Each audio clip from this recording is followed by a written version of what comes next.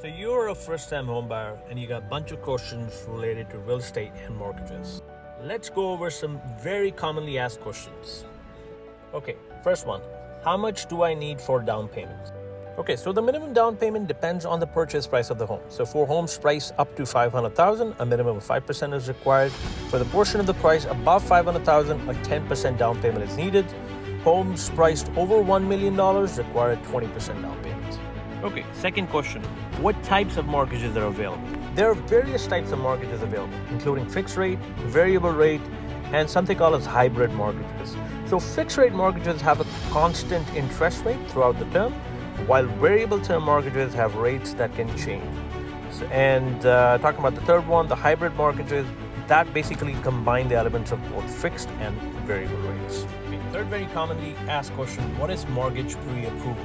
Okay, so mortgage pre-approval is a process where a lender reviews your financial situation to determine how much they are willing to lend you. Basically, this involves checking your credit score, income, and debt levels.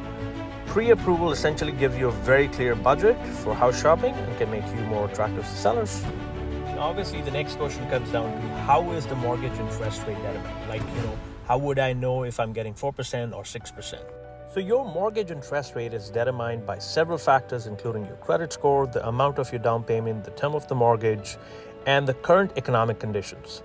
A higher credit score and a larger down payment can often secure a lower interest rate. Okay, you often heard this term, amortization period. What does it really mean? Okay, the amortization period is the total length of time it will take to pay off your mortgage. In Canada, the most common amortization period is 25 years, but it can be shorter or longer. A longer amortization period results in lower monthly payments, but more interest paid over the life of the loan. So that's something you got to keep in mind.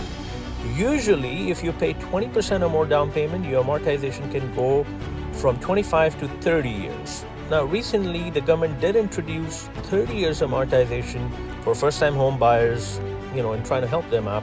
But it was limited to newly built houses, so I don't know how it was really helping them out. Okay, how much are closing costs and how should I budget for them? Okay, closing costs are essentially the fees and expenses incurred when you're finalizing a real estate transaction.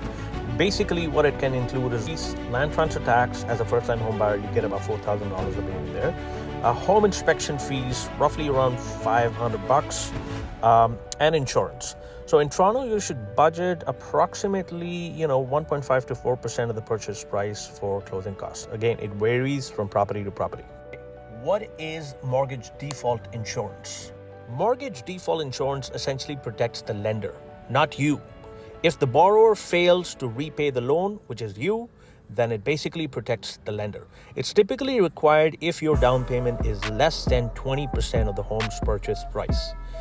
You also got to keep in mind the cost of this insurance is added to your mortgage and is calculated as a percentage of the loan amount. So many mortgages offer the ability to make extra payments or pay off the mortgage early, but there may be penalties for doing so.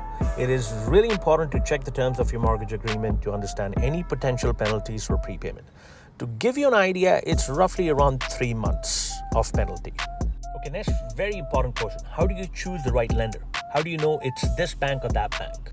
Okay, choosing the right lender involves comparing interest rates, terms and conditions from various lenders. You can go to the bank, but they have only one product, and that's what they can offer. So I recommend is consider working with a mortgage broker who can provide you multiple options and help you find the best deal for your specific financial situation, as they have access to multiple lenders. Okay, what are the documents that you need to be able to apply for a mortgage? Okay, to apply for a mortgage, you'll typically need proof of income, such as your pay stubs, your tax returns, NOAs, notice of assessment. You'd also need proof of assets, ownership documents, list of debts and obligations. What are your debts, credit card debts, and a whole lot of other things. And then you would also need personal identification. You'd also need your Equifax report. The exact requirements can definitely vary from lender to lender, You must have heard about first-time homebuyer incentive. What are those? So Government of Canada used to offer 5 to 10% of the home's purchase price towards a down payment, which essentially helps lower your monthly mortgage payments. However, that's not available anymore. The program is closed. However, as a first-time home buyer, you still get a rebate of land transfer tax of around $4,000. And bear in mind, if you're buying any property in Toronto, you have to pay provincial and municipal land transfer tax. Outside of Toronto, you only have to pay provincial. No municipal land transfer tax is applicable. If you like this video, give it a thumbs up. And if you have any questions related to real estate or mortgages, that's my number. Okay, let's go.